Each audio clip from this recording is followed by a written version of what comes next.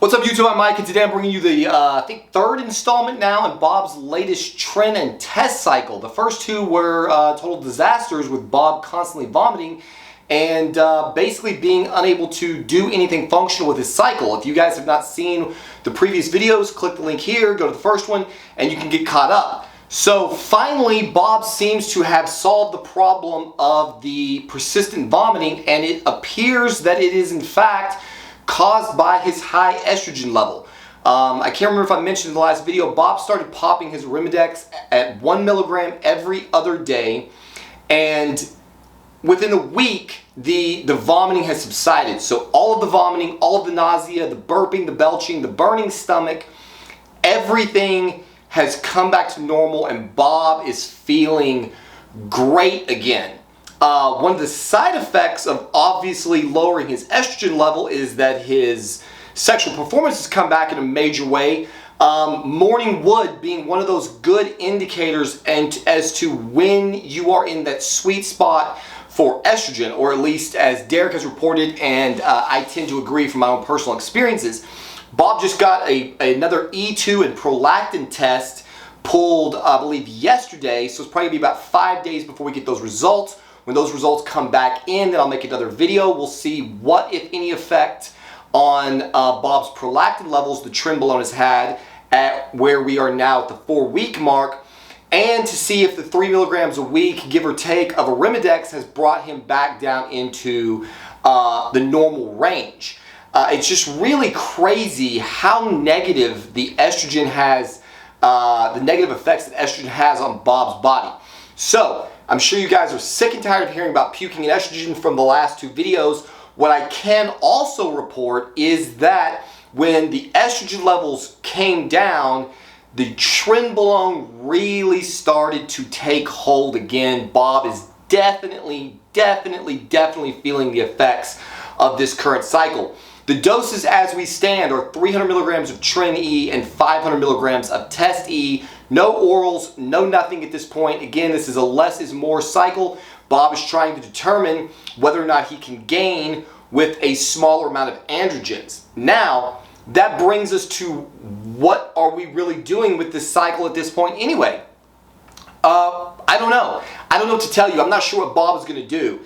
It started out as a bulk, and then again, everything went so horribly wrong, and now we're 4 weeks in, and Bob's weight has come down 3 pounds as a result of the vomiting and the low calories. His abs have started to come back in a little bit, and so he's kind of on the fence. Do I just go ahead and cut and get lean again, or do I still try to put on some size? I think what Bob is probably going to choose to do, based on the fact that he was planning on cutting at the end of winter, going into spring and summer, is he's probably going to try to lean bulk again, not go crazy high with the calories and bring back all of the fluff, but just to see if with a moderate dose of anabolics and a light caloric surplus with some intense weight training, again, just try to prove the point. Can he build some more tissue on top of his, what he's got so far with that less is more approach? So, as to the TREN, which is what you guys always want to hear about, again, the night sweats, the anger, the aggression, the fucking crazy out of control libido, the erections, the constant sexual thoughts, the trouble sleeping, all of those things are back in a major way, even at 300 milligrams of TREN a week. One of the things that Bob seems to be discovering is that the side effects that you get with TREN, at least in his experience, do not seem to be dose dependent. Bob was feeling a lot of side effects on 200 milligrams. He's feeling a ton of side effects on 300, and they're really no less than he was experiencing at 550.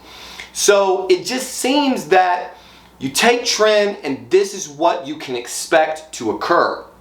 Definitely having some issues with Bob's aggression.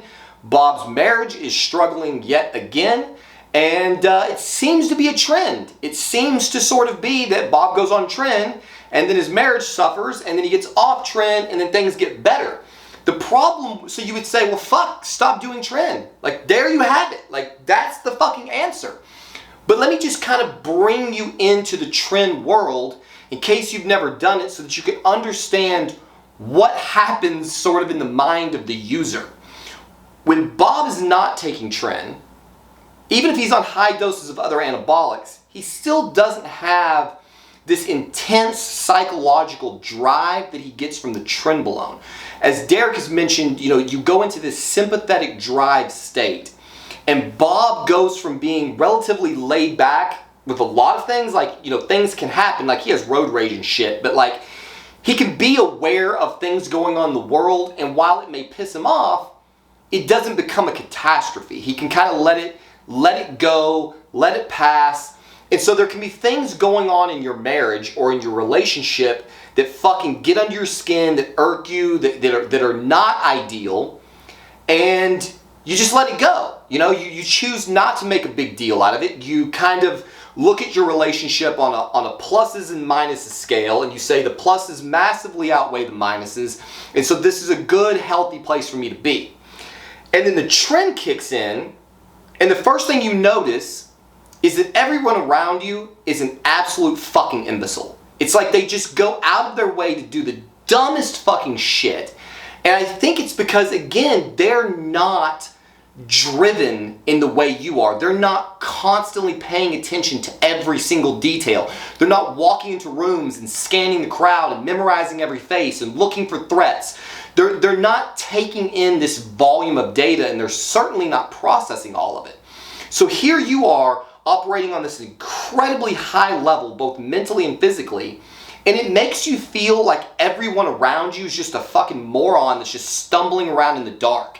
They don't seem to have any intensity, any drive, any give a fuck, and that starts to piss you off. And I think what happens is that you expect the people in your life to share in your intensity, and then when they don't, it makes you feel like they're not really into you, or they don't really care about you, or what, I don't know. But what definitely seems to happen for Bob is that things that were relatively benign and minor when he was off cycle are certainly fucking catastrophic when he's on. He cannot stop thinking about them. He cannot stop focusing on them. He cannot stop giving them energy. And so they build and build and build until all of a sudden you have a festering problem. And so you would think that you would get off cycle and you would go, holy shit, I was crazy. Like, I made a big deal out of a bunch of things that were not a big deal. But in Bob's experience, that is not what happens. He gets off cycle, and he still seriously gives a shit about these other things. These are still problems, and so he's left in this void where he can't tell what's real. Is this really a problem that he only has the energy to invest in, and he only has the energy to potentially go, fuck this marriage, it's not good enough for me, I'm gonna leave, because he feels so self-confident and so driven and so energetic? Or is that, or is it that, it's really a problem even when he's off, he just doesn't have the energy to do anything about it. He doesn't have the same intensity, the same drive, and so he's kind of like, you know what, like, fucking divorce is a pain in the ass, and again, like, most of the things are good, so I'll just accept the things that are shitty and keep on going. And so you come off and you still don't know which two versions of this scenario are real.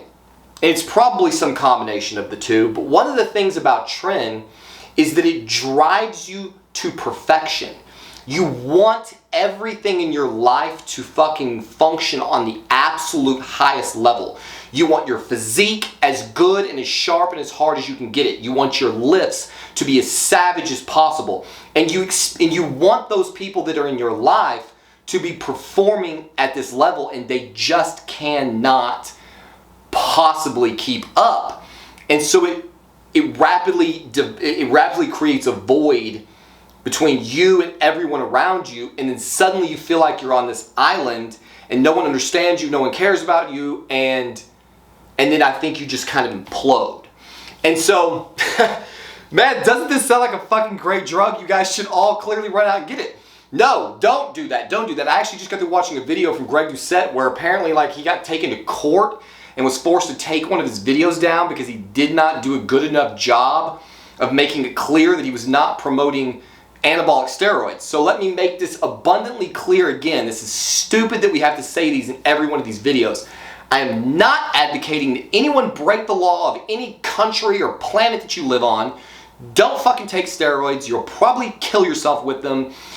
I'm not your doctor, your coach, your lawyer. Don't do anything that I'm telling you. Everything that I'm trying to present in these videos is to show you one person's personal experience with a lot of compounds, and there are positives and there are negatives, and you can take this data and decide what that means to you. So enough of that stupid disclaimer bullshit. The cycle's going great, in case you haven't noticed. Aside from the relationship shit and the psychological shit, Bob's strength is insane. And so one of the things, again, in going back to the less is more idea of this cycle, Bob has definitely been able to set PRs on top of the, you know, the stuff he was doing on much higher levels of anabolics. So clearly that works. What is left to be determined is whether or not, again, Bob is going to be able to grow on this cycle. I've done this video like 2 or 3 times now, so if I repeat myself, I apologize. I want to drive home the point that Bob's sleep is in the toilet. He takes 10 milligrams of Anavar to go to sleep.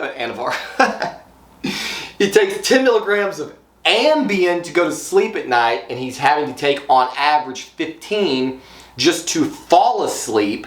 And then when he looks at his Fitbit tracker that he wears at night, he's finding out that even though he thinks he's sleeping for 8-9 hours, sometimes it says he only sleeps for like 4 or 5. Regardless of the accuracy of that, his deep sleep time period is very, very, very low to nearly, his REM sleep is nearly non-existent. His deep sleep is this tiny, tiny portion of his total sleep. And as we know, deep sleep and REM sleep are necessary to sort of reset the brain. And so this is where all that TREN paranoia comes from. You know, your body may be capable of continuing to go to the gym and put in 2-hour workouts on little to no rest. The body seems to be able to recover its tissue.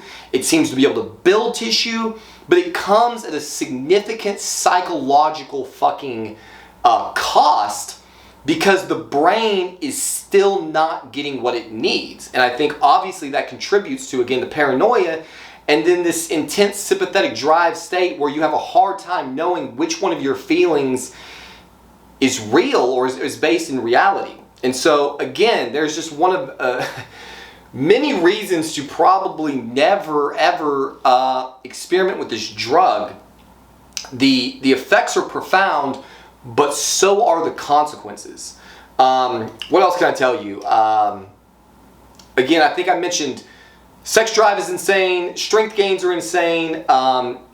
You know, everything is that you would expect from a Trenbolone testosterone cycle is currently going on, but it has been, again, for Bob, quite the serious mindfuck. So take that for what, you know, take that for what you will. I mean, you know, it's getting to the point where Bob is starting to ask himself a lot of questions. You see a lot of big names in the industry. I follow Stephanie Foley and DT Roth, and they had a little moment where they were thinking about stepping away from bodybuilding. 2 people I really love in the industry.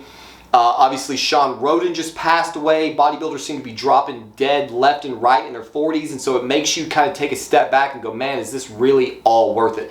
It looks like my camera's going to overheat from shooting all these videos, so I'll cut this one short. As always, I hope you got something out of this. Hopefully you can learn from Bob's experiences, and as always, we'll see you on the next one.